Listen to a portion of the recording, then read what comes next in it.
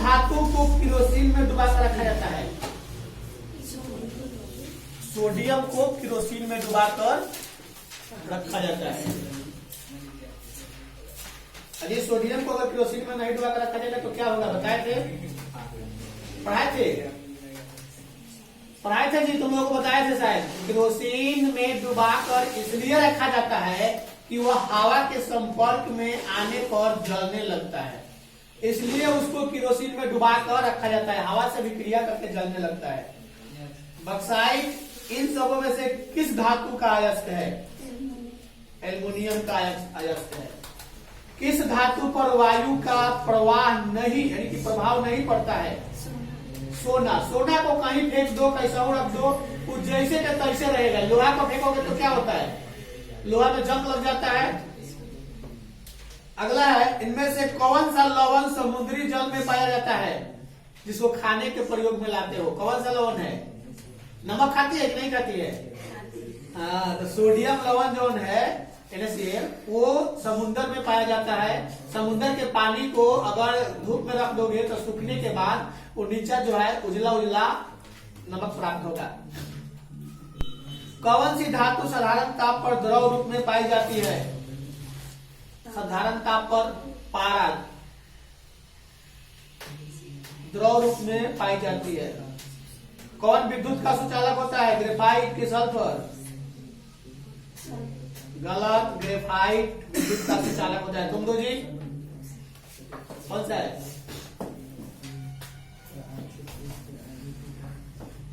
Mendeleev के आवर्त नियम के अनुसार तत्व के गुण आवर्त फलन होते हैं किसके? उसके परमाणु द्रव्यमान के। आधुनिक आवर्त नियम के अनुसार तत्वों के गुण आवर्त फलन होते हैं उनके परमाणु संख्या। मेंडेलीव ने तत्वों को निम्नलिखित में से किसके बढ़ते हुए क्रम में वर्गीकृत किया है? परमाणु द्रव्यमान। परमाणु द्रव्यमान। अष्टक नियम के प्रतिपादक कौन थे? न्यूलैंड्स। ओके। त्रियक नियम का प्रतिपादन किस वैज्ञानिक ने किया था? आवर्त सारणी में किस वर्ग में ऊपर से नीचे आने पर तत्वों का धातुई गुण? चलो तुम बोलो जी, यही है। चलो, सबसे अधिक भास्मिक ऑक्साइड कौन है? ऑप्शन सुन लो, K2O, B2O3, K2O। आवर्त सारणी में वर्ग 1 के तत्व क्या कहलाते हैं? क्षार धातु की संक्रमण तत्व? क्षार धातु। ओके। क्वेश्चन अगला है, परमाणु संख्या न कि परमाणु द्रव्यमान तत्व का अधिक मौलिक गुण है, यह कथन का प्रतिपादन किसने किया था? मोसले की रदरफोर्ड? मोसले ने किया था। त्रिक नियम का प्रतिपादन किस वैज्ञानिक ने किया था? लोथर मेयर या डोबरेनर? गलत, डोबरेनर। आवर्त सारणी के किसी वर्ग में ऊपर से नीचे आने पर तत्व का धातुई गुण घटता है कि बढ़ता है? बढ़ता है। चलो जी पीछे दो, पाठ नंबर बोलो, पेज बोलो ना। Page number 92, 92। चलो,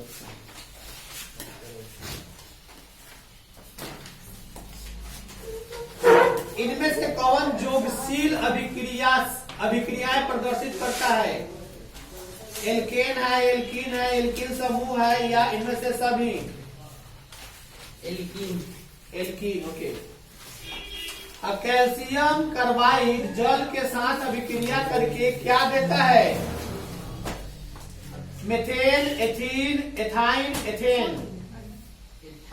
कौन बोला है? आई बोला हिमांशु। क्या कहेगा? निम्न में से किसके जल अपघटन से मेथेन बनता है?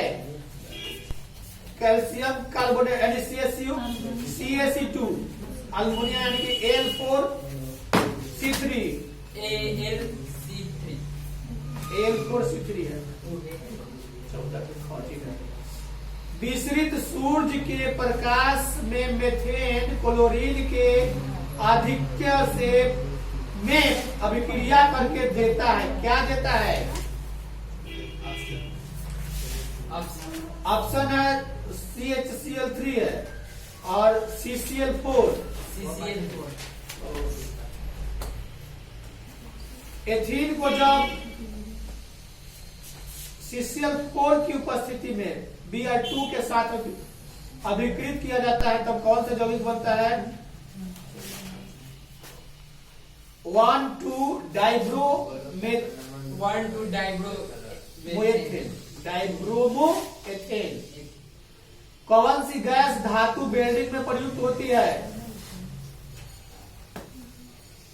एसिटिलीन की एथेन? एसिटिलीन। तुम लोग जी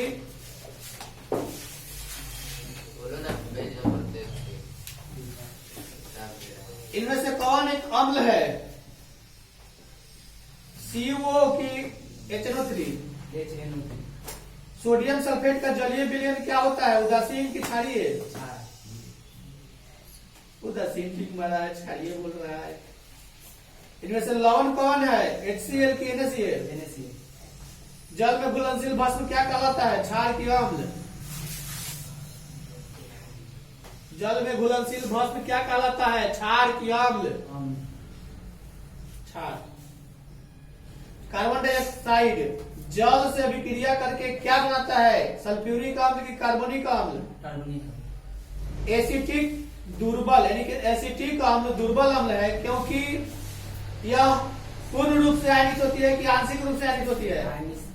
आंशिक रूप से आयनित होती है। जलीय विलयन में एसिटिक अम्ल का आयन नहीं होता है, आंशिक रूप से होता है या पूर्ण रूप से होता है? तुम्हारा जी 123। 100 1 2 3। बांध बनाने का प्रमुख कारण क्या है? पानी को इकट्ठा करना या पीने का जल उपलब्ध कराना या बिजली उत्पन्न करना या वर्षा जल के बहाव को रोकना या कोई नहीं? बिजली उत्पन्न करना। पानी के जल को बांध बनाकर एक जगह बनाया जाता है जहाँ कुछ यंत्र लगाए जाते हैं, उस पर यंत्र पर पानी को थोड़ी मात्रा में गिराया जाएगा, वह यंत्र नाचेगा जिससे बिजली उत्पादन होगा। वर्षा जल का संचयन क्या कहलाता है? जल संचयन। आखिरकार वर्षा जल को क्यों संचयित किया जाता है? हम लोग तो यहाँ हमेशा बाढ़ से तबाह रहते हैं। बिहार इंडिया का एक ऐसा स्टेट है जो हर साल इसका कोई ना कोई क्षेत्र बाढ़ से तबाह रहता है। अभी 4 दिन पहले की बात है, गोपालगंज में बाढ़ आ गई है। बांध टूट जाने के कारण कई गो गांव दह गया है। नेपाल में जो बारिश होती है वहां से जो डैम बना हुआ है, आधा डैम का भारत मतलब बढ़िया से उसका ट्रीटमेंट करवा दिया तो ठीक है, और आधा डैम जो नेपाल में है वो ट्रीटमेंट नहीं करा रहा है। इस कारण नेपाल की सारा पानी भारत के इस बिहार राज्य में पूरी तरह से तबाही मचाती है। गंगा नदी ने हमेशा, क्योंकि जो भी दरियाओं किनारे लोग हैं वो दहाते ही दहाते हैं। अगला है यूरो सेकेंड का संबंध किससे है? वायु प्रदूषण, मृदा प्रदूषण, जल प्रदूषण या कोई नहीं? वायु प्रदूषण। वायु प्रदूषण। वनों का क्षेत्रफल बढ़ाया जा सकता है क्या करके? वनों का इस्तेमाल नहीं करके, बाढ़ रोक कर, पेड़ लगाकर या पेड़ काट करके। वनों का क्षेत्रफल बढ़ाया जा सकता है क्या करके? क्षेत्रफल को बढ़ाया जा सकता है पेड़ लगाकर कि पेड़ को काट कर? पेड़ लगाकर। ओके। बिश्नोई आंदोलन किसके नेतृत्व में हुआ था? मेधा पाटकर, गंगाराम बिश्नोई, महाराज अभय सिंह, अमृता देवी बिश्नोई। किसके सेशन में हुआ था? किसके? अमृता देवी बिश्नोई के नेतृत्व में यह यानी कि आंदोलन, बिश्नोई आंदोलन किया गया था। किसका उपयोग बिजली उत्पादन में होता है? लकड़ी का कि पवन का? पवन का। ओके। 4 ऑप्शन था, लकड़ी, मिट्टी, पत्थर और पवन। तो पवन ही है इस ऑप्शन में जिससे बिजली का उत्पादन किया जा सकता है। जैसे हम लोग पंखा यूज करते हैं ना, इतना बड़ा बड़ा तार से भी बड़ा बड़ा पंखा जो है बनाया जाता है, उसमें 3 गो पंख होता है। हवा के, उसको पवन चक्की बोलते हैं। हवा जब जिधर से हवा होगी ना उधर उसको घुमा दिया जाता है। हवा जब उस पर लगेगा तो उससे क्या होता है कि वो 15 किलोमीटर प्रति घंटे की रफ्तार से नाचेगा। उसमें एक मोटर रहता है जो विद्युत बनाता है और उस विद्युत को नीचे एक ट्रांसफार्मर रहता है जिसको ट्रांसफर करके पावर हाउस को दे दिया जाता है और वहाँ मीटर के माध्यम से पता चलता है कि कितना या उत्पादन किया, उस हिसाब से उस मालिक को पेमेंट किया जाता है। अगला है चिपको आंदोलन का मुख्य उद्देश्य क्या था? चिपको आंदोलन का मुख्य उद्देश्य क्या था? पेड़ को काटना या पेड़ को बचाना? चिपको आंदोलन पेड़ को बचाने के उद्देश्य से किया गया था, इसलिए कि जो लोग पेड़ काटने गए थे ना, वो जंगल साफ कर रहे थे फैक्ट्री लगाने के लिए, तो वहां के ग्रामीणों ने और कुछ लोगों ने मिलकर पेड़ में जाकर पांजा में पकड़ लिया, बोला कि पेड़ काटने से पहले मेरे को काटो और पेड़ को काटो। इसीलिए उसका नाम चिपको आंदोलन पड़ गया। और उसमें चिपको आंदोलन में एक नाम बहुत बार आता है, यह नाम बता देते हैं कि 1970 के दशक की बात है। गढ़वाल उत्तराखंड के पहाड़ पर स्थित रेनी ग्राम में इमारती लकड़ी के ठेकेदारों ने इस वन को काटने के लिए गया था, लेकिन यहाँ पर एक व्यक्ति का नाम तुम लोग सुंदरलाल बहुगुन्ना का नाम जान लो। वही व्यक्ति ने लोगों को बोला कि पेड़, जितना गांव के लोग हैं सब जाकर पेड़ को पाजा में पकड़ लो और बोलो कि मेरे को पहले काटो उसके बाद पेड़ को काटो। पेड़ बहुत विशाल विशाल था और वह जैसे कि अब मान के चलो यहाँ अगर हम लोग पेड़ लगा दे चंदन का पेड़, तो चंदन का पेड़ लगा दे, बहुत विशाल हो जाए, सरकार काटनी है तो क्या करेंगे? काटने देंगे? उस पेड़ से हम लोग सांस लेते हैं, कटा जाएगा तो सांस कैसे लेंगे? लेने में दिक्कत होती है। आजकल लोगों को सांस की बीमारी इतनी क्यों होती है? पेड़ की संख्या कम हो रही है तो हो रही है। कोयला तथा पेट्रोलियम क्या है जी? नाभिकीय ईंधन, जीवाश्म ईंधन, जीवों के अवशेष से प्राप्त ईंधन है, इसलिए जीवाश्म ईंधन।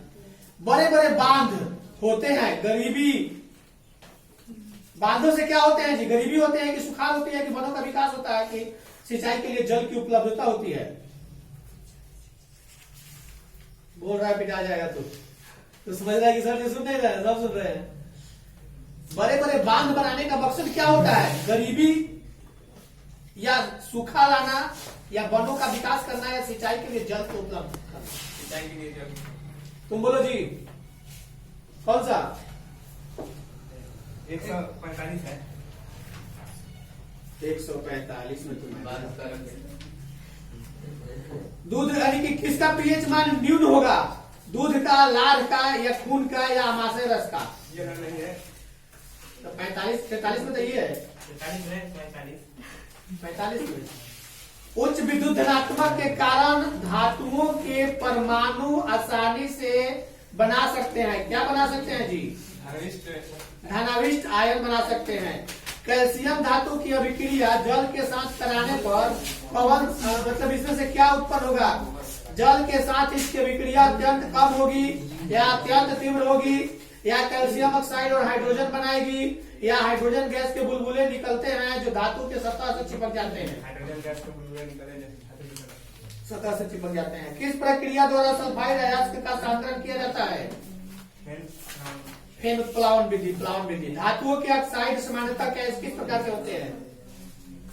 धातुओं के ऑक्साइड सामान्यतः किस प्रकार के होते हैं? ऑप्शन में बता दें। ऑप्शन में है अम्लीय, भास्मिक, उदासीन और उभयधर्मी। भास्मिक। ओके, अगला क्वेश्चन है इलेक्ट्रॉनिक विन्यास वाले तत्वों में कौन अधातु है? 4 को इलेक्ट्रॉनिक विन्यास दिया है 285। ओके ठीक है। अयस्कों में कौन एल्युमिनियम का अयस्क है? हेमेटाइट, डोलोमाइट या मैलेकाइट या बॉक्साइट? ओके। ऑक्सीजन की अनुपस्थिति में अयस्क को उसके द्रवनांक से कम ताप पर गर्म करके धातु को उसके बॉक्साइट में परिवर्तित करने की प्रक्रिया क्या कहलाती है? निस्तापन, भर्जन, धातुकरण, क्या निस्तापन? ओके। और कोई याद है कुछ? जौन सा विषय रहेगा रूटीन लिख लोगे, जौन सा विषय रहेगा उसमें से हम कम से कम 10 को, अधिक से अधिक जितना सुना दो। कुछ याद है? चलो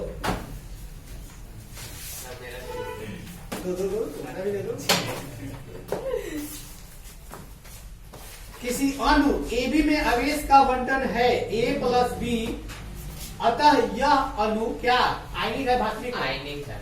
N2 में बंधन निर्माण के लिए आवश्यक कुल इलेक्ट्रॉन की संख्या कितनी होती है? 6।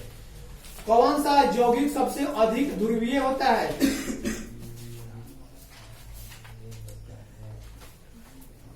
NaF यानी कि सोडियम NaF।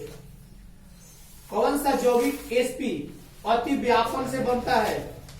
HC1 लिखा है, HCl होता है, HC1 L होता है। वैद्युत संयोजन बंधन बनता है किसे?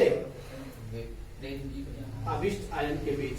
याद किया है लेकिन भुला गया है। वैद्युत संयोजन, सहसंयोजक और उप सहसंयोजक तीनों बंधन वर्तमान में है क्या है? Cl है, वन नहीं है। परमाणु त्रिज्या क्या होती है? बंधन लंबाई की आधी होती है कि दुगनी? बंधन लंबाई की आधी। एक परमाणु जो इलेक्ट्रॉन प्राप्त करता है धनावेशित होता है कि ऋणावेशित? ऋणावेशित। कौन सा एक रैखिक है, एक रैखिक? CO2 है कि O2? CO2